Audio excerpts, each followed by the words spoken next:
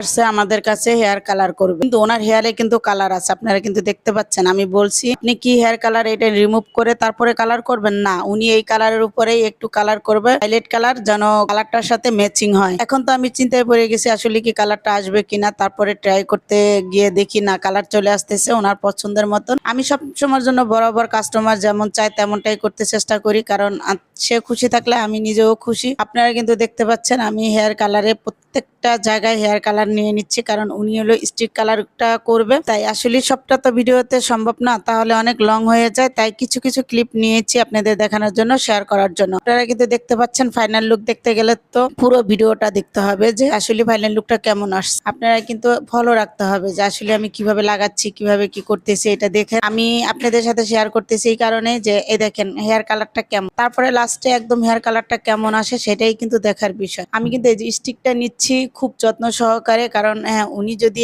এখন আবার হেয়ার কালারটা মানে ওনার পছন্দ মতন হয়, আবার দ্বিতীয়বার কোনো কাজ আবার আমার কাছে আসবে করতে, এটাই কিন্তু স্বাভাবিক, তাই না? আমি তো চেষ্টা করি সবসময়ের জন্য আমার যতটুকু আছে অতটুকু দিয়েই আমি কাস্টমারকে খুশি রাখার জন্য।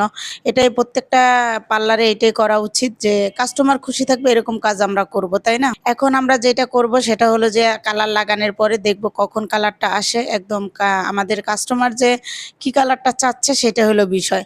ওরকম কালার আসবে কিনা কিছুক্ষণ পর পর কিন্তু আমি চেক করতেছি যে ওই কালারটা আসে কিনা বা আসবে কিনা, কারণ এটা আমার দায়িত্ব। এখন যে হেয়ার কালারটা আমি লাগাইতেছি আপনারা দেখতে পাচ্ছেন হাইলাইট কালার, কিন্তু এখন আর কিন্তু ওই যে আমাদের পাওয়ার পানি কত কি দিয়ে কালার করতে হয় এখন কিন্তু সেটা না, আমরা জাস্ট ক্রিম দিয়ে আর যে কালার উনি করতে চাই সেই কালারটা ম্যাচিং করলেই কিন্তু কালারটা চলে আসে। এখন কত আমাদের সুযোগ সুবিধা আসছে, আমরা সুযোগ সুবিধা নিয়ে কাজ করি, কিন্তু এই ধরনের কালার করলে কিন্তু কখনোই হেয়ার ড্যামেজ হয় না। এটা আপনারা সবাই জানেন, আমিও জানি, কারণ এই কালারগুলো না কখনোই হেয়ার ড্যামেজ হয় না। যারা এরকম হেয়ার কালার করতে চান অবশ্যই কিন্তু ইভা পার্লারে চলে আসবেন, কারণ আমি এই ধরনের কালার করি যে যেন হেয়ার ড্যামেজ না হয়। ড্যামেজ হলে কিন্তু হেয়ারটা রাফ হয়ে যাবে এবং দেখতে বাজে লাগবে। আপনারা কিন্তু সাথে থাকলে পুরো হেয়ারটাই দেখতে পারবেন যে হেয়ার কি কালার চলে আসে। আমি আসলে আমার ভয়েসটা ইগনোর করবেন, কারণ আমি অনেক অসুস্থ, তাই তারপরও তো আমার ফেসবুকে অ্যাক্টিভ থাকতে হবে, ভয়েস দিতে হবে, এটা একটা চাকরির মতন। এই যে দেখেন হেয়ার কালারটা কিন্তু চলে আসছে, এবং আপনাদের কাছে কেমন লাগছে, যে করছে সে তো অনেক খুশি। ওনার খুশি মানে আমি নিজেও খুশি।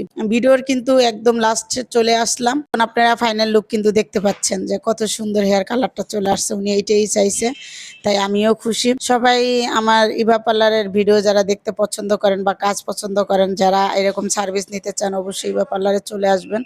আজকের জন্য ভিডিও শেষ করে চলে যাচ্ছি, টাটা, আল্লাহ হাফেজ, আসসালামু আলাইকুম।